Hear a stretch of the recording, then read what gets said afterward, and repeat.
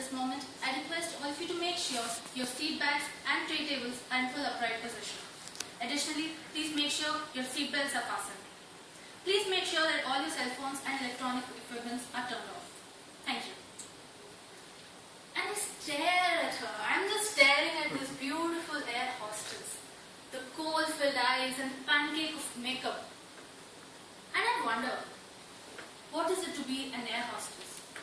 After all, she's so beautiful. She roams around the world and is in fact paid for it. What a great life.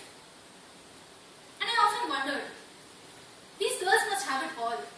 They look great, they smell great, they have beautiful nails, they have beautiful dress. The world is probably under their feet.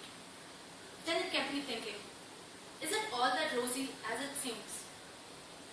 Another scenario.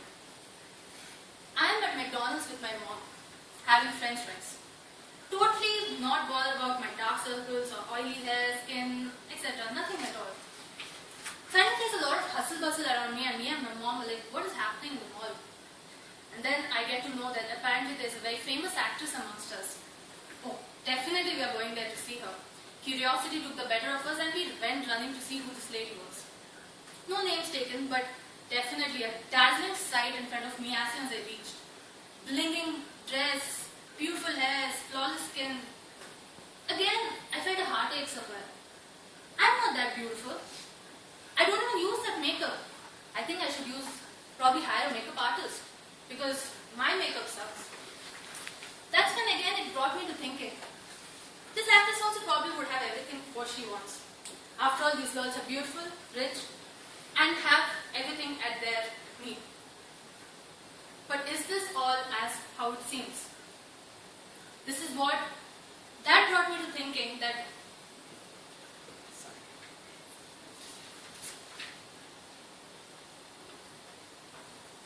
this is when I wondered, are all of them always as happy as they seem?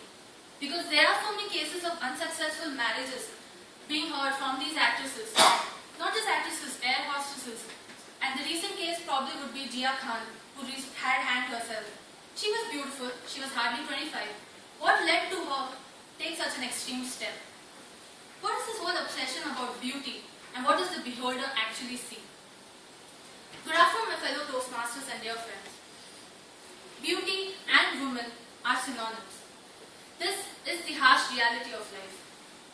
Women for centuries have been pressurized to look beautiful at all the times, so much that they waste a lot of their time and energy for unnecessary things.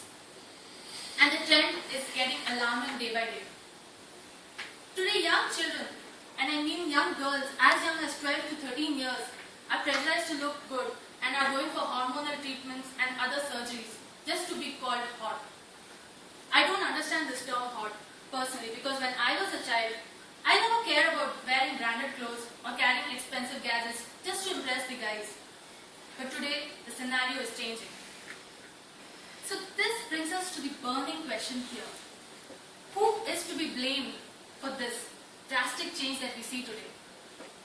Probably all of us would want to blame Hollywood, Bollywood, the media, and a lot of other things. But let me tell you a startling truth. This disease has been plaguing our society for centuries. In fact, how about this? A woman is crippling her feet, so much so that she is hardly able to walk. Another woman in another country is trying to stretch her neck so much, double the natural length.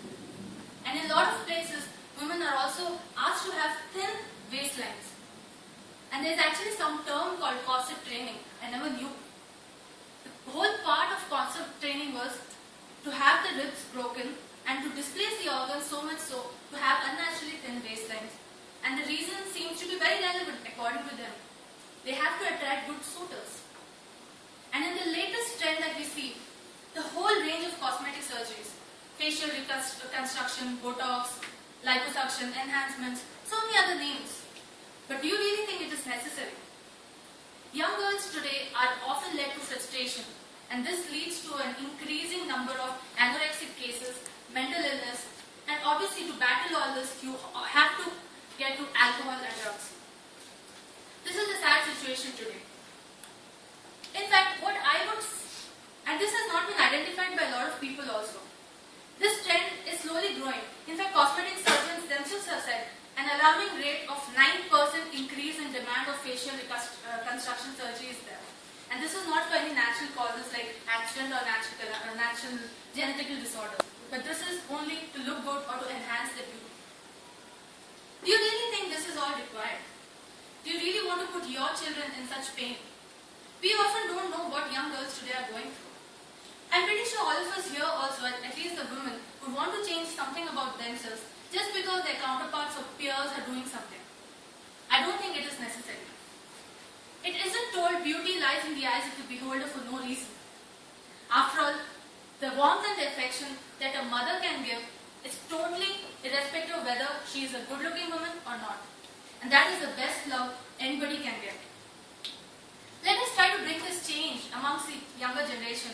Let us be the change and try to influence them into living healthy and eating healthy and not just going blindly by the trends.